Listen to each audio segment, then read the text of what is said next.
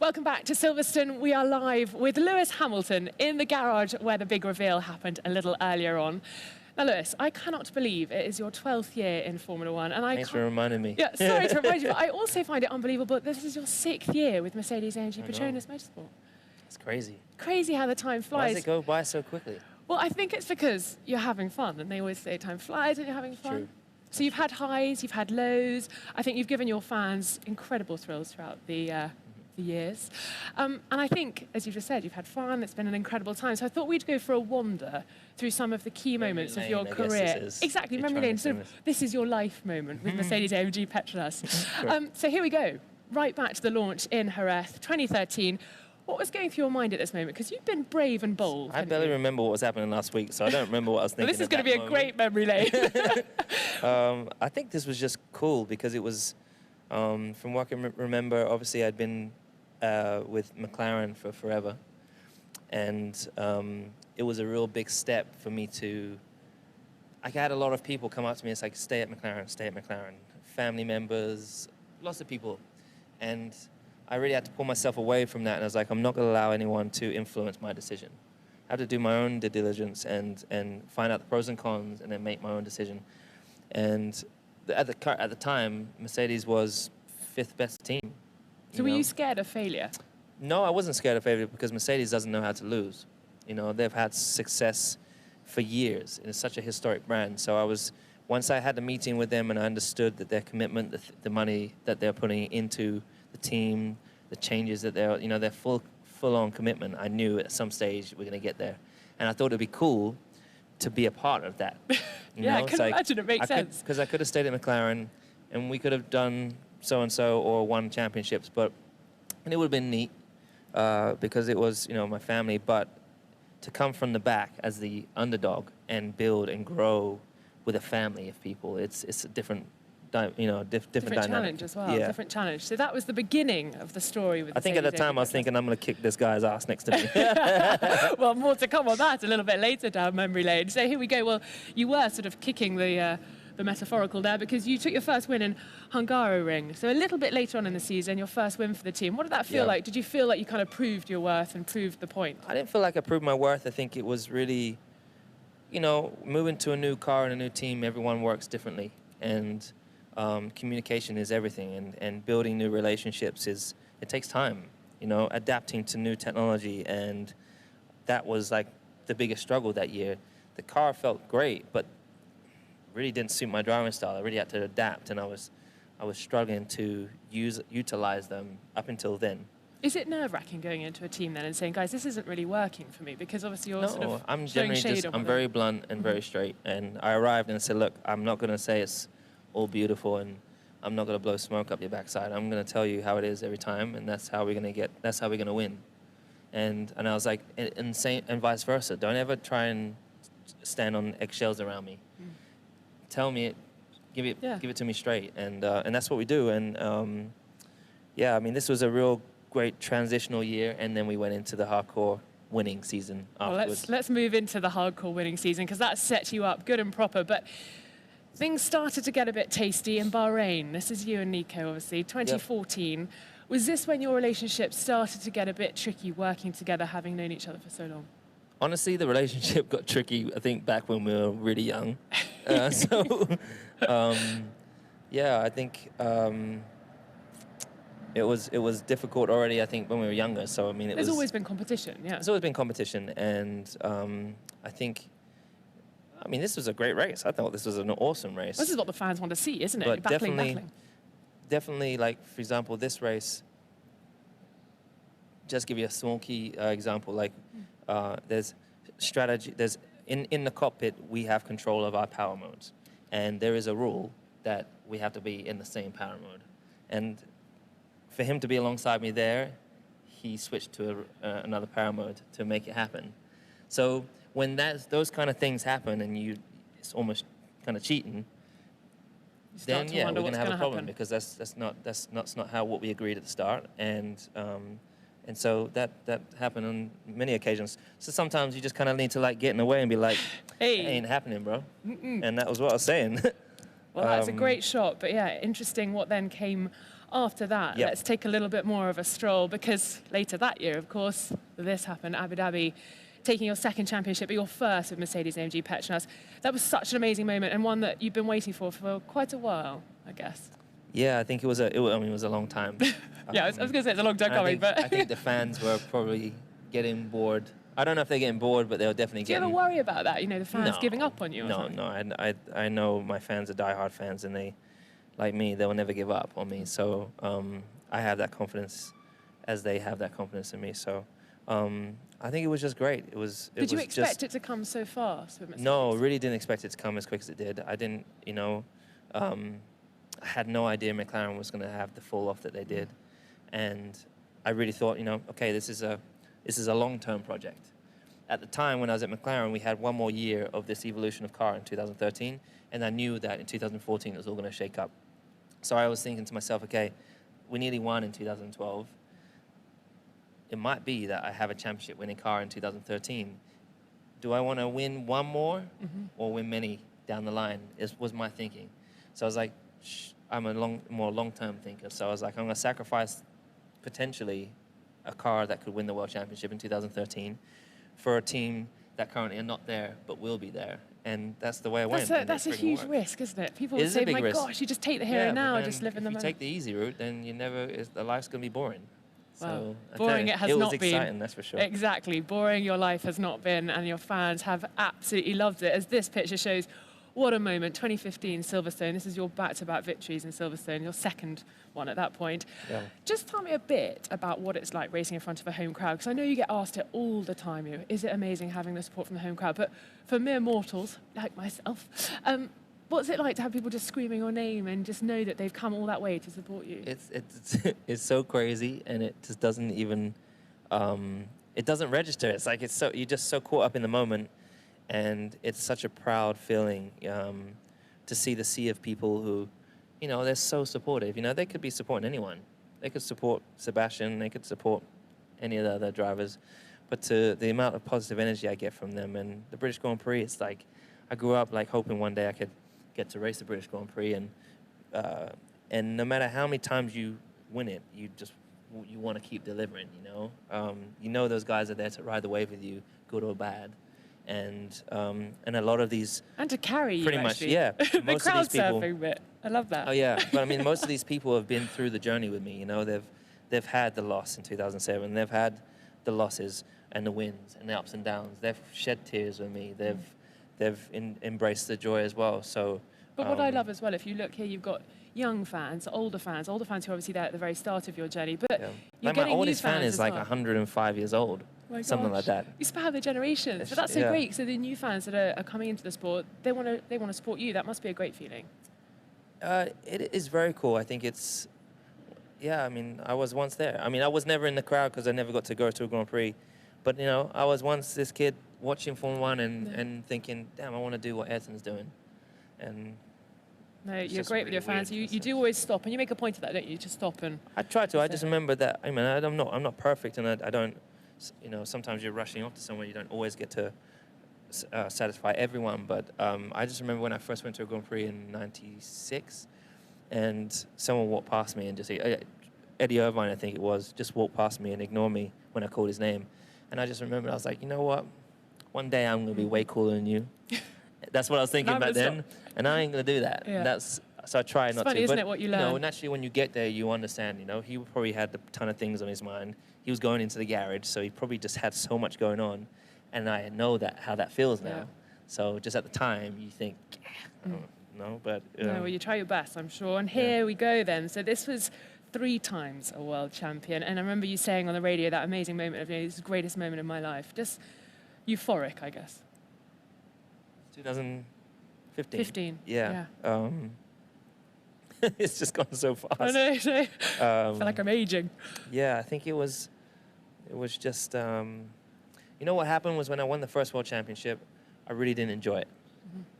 I was young and I was engulfed in this crazy world, and I was basically in a tumble dryer. I didn't know which way was up and which way was down. And I was pulled left, right, and center, and I was overworked and I was tired. And I was emotionally destroyed, from the previous year, and then And so I didn't enjoy it. And then I won the first one, and it took a long time to get the first one with the team, which I enjoyed more. But I guess as you grow, you learn to appreciate and feel more comfortable in your own skin. And this year, at that time, I was the happiest that I'd been. I'd got the right balance, and no one could say anything. I was doing all the things I could do outside of the sport. And Nicky was positive about things, and he's like, "Oh yeah, he can do anything he wants as long as he turns up and wins." So you need that, don't you? Yeah, you need to be let loose. I had the feel from other places, and people were beginning to accept it. So I had no stresses that year, and it was all beautiful. All beautiful. Well, you came back for more. Because here we are, Monaco 2016. What a race. I remember this, and I remember seeing clouds over half of the track, sun over the other half. You managed your tyres beautifully. Talk us through the pressure that you're under in that cockpit on a circuit like Monaco, especially in those conditions. So these are my favorite conditions. I don't know if anyone watching remembers the conditions there when you're going from wet to dry. Those are my favorite. Because, yeah, there's loads of us that can drive a dry race all the way through from pole to finish. But when you're faced with all these different tricky scenarios where you're not only relying on your team to give you information, but you're sometimes choosing your stops, and you're telling which tire to do and making certain calls. And I think this was just a really great, well-managed race. And obviously it didn't work out well strategically for Daniel, but he put a lot of pressure on me. At the end, I think we were on a different tire or whatever it was at the end. And to keep him behind me, yeah, it's tough, you know. That's when it really counts. That's when I really earn my money. And it might seem like the smallest difference, but it makes a big difference, and that's how you win championships. So. And winning in Monaco, just something great. Unique. Yeah, it was. Monaco is the greatest race to win, I think, apart from your home Grand Prix. Well, here we go then, because the battle between you and Sebastian. The rest of 2016. No, sorry, just brush over 2016. It did suck. There was something in this area going on. Here we are, 2017, Barcelona. You and Sebastian putting on an amazing show for the fans. And you said you wanted this battle with him early on. In China, you were mentioning that you wanted to fight him on the track. And this is it. You knew it was going to get a bit feisty, did you, at this point? Yeah. But obviously you were ahead. I think for me, it was just really... it's not a, don't mistake it for, it's not arrogance or anything like that. I think all us racing drivers and sportsmen and women, whether it be Tiger, whether it be, Serena, you have to believe wholeheartedly you're the best. And there should be no questions whatsoever, no ever doubts in your mind. And that's how it is for all the top athletes. And so for me, I'm like, put me in any room, any car, with any other driver, and I know that I have it within me. I'm not like Muhammad Ali. He would say, I'm going to blow everyone away immediately. Yeah. I'm kind of I know if I put my head down and I work at it, I can. And I was like, I can't wait to get on the track with Sebastian. It's been years since we've had the chance to really race. And I was like, yeah, he's got a quick car now. You ain't got no excuses now when I beat you. So we had some great races, and hunting down a Ferrari is, wow. It's hunting down and passing as well. Yeah, exactly. It was. Do you think it's going to bubble awesome. over again this year a bit? I think it's going to be. Yeah, last year there was a bit of separation at the beginning of the year between the top three teams, and then we all came across the same line in performance at the end of the year. And this year, I'm pretty sure it's just going to be like that. So we're going to be sandwiched in between each other, and it's going to be close. I hope that it's so close that it really comes down to those fine moments of that little bit of a half a tenth here and half a tenth there from apex speeds and focus and not making mistakes. That makes a difference. On the limit. Well, here's a man who he shares everything, doesn't he? He's stressed, he's happy, goes through all the emotions with you. Toto's such a huge influence for you and the team. He is. Toto and I have a really special relationship, actually. It's not always been perfect, but he's really been such a visionary within the team. He really is, when you look at McLaren and you see the visionary in Ron and what he created, Toto is very, very much like that. Just a less of a complex man, I would say. we've had some ups and downs, but you can see how much passion. He's usually just chilled, but there's so much fire in him. He really wants to win. And you need that in your bosses. You need them to want to go that extra distance, you know. If we have a bad race, he'll be on the phone or in Germany, he'll be banging on the door saying, okay, we need more investment. We've got to get this. We've got to get that. And, you know, and also he's done some racing, so he's got a bit of an idea about what kind of pressures we're under. But then on the business side of things, he's top notch. He said to me earlier he feels unwell after a bad race, so that's no good. Yeah. And this, I have to say, was not a bad race. Singapore 2017, you could have almost walked on water. I mean, you could do no wrong. It was the most incredible race ever. Well, I was kind of walking on water. Yeah, true. It was a phenomenal now race. Walking on air. Yeah, yes, you are. That is true. My goodness. What was going through your mind? That was just the craziest race. All circumstances playing out just totally how you would have wanted to write it.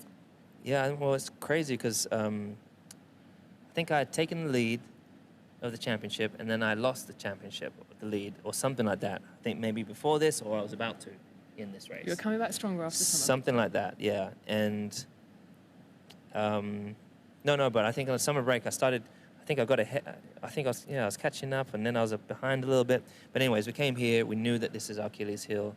We knew that we're going to struggle, as we have in previous years. But it is a new car, so maybe it's less of an issue. And it turns out we weren't quick enough. Yes. I'm fifth.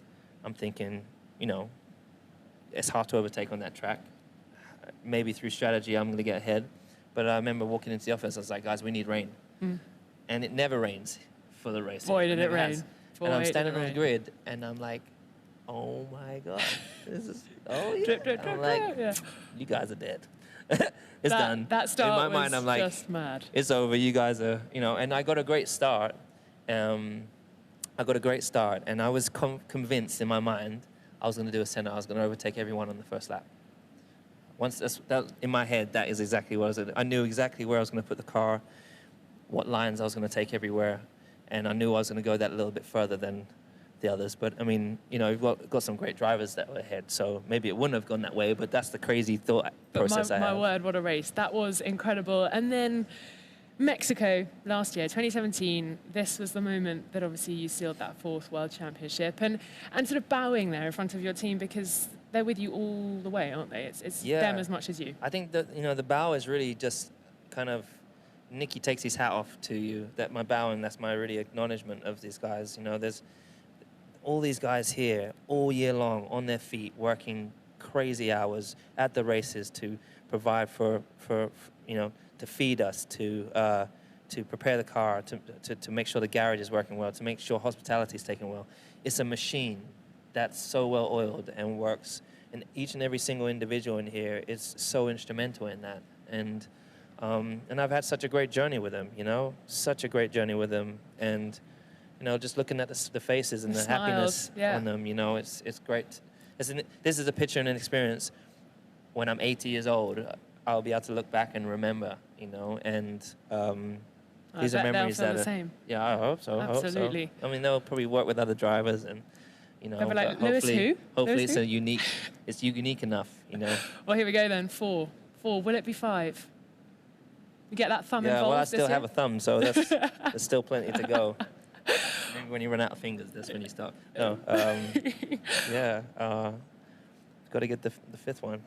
Well, it's crazy. No, not many drivers have done it. So only Fangio and Michael have accomplished that. So I don't know. I think every time I've won one, I've really been thinking to myself, like when I had my one championship, I was like having the difficult years following, and I was like, you know what? You just have to be grateful for the one you have, because most people don't even have one, and so that's how I approach it. And then I got the second one, and again, I was like, I'm just so grateful that I have these two, because again, hardly anyone has these two, and I've matched Fernando, for example, and it's the same here. You know, I've got the 4, and am I stopping? Hell no, I'm gonna keep going. But I'm you know, it's been such a dream these 5 years together with the team, and I couldn't even. It's beyond the dream. So, do I believe that we can get more? Yes. I've got to apply myself even more than I have done in the past. It's going to be closer.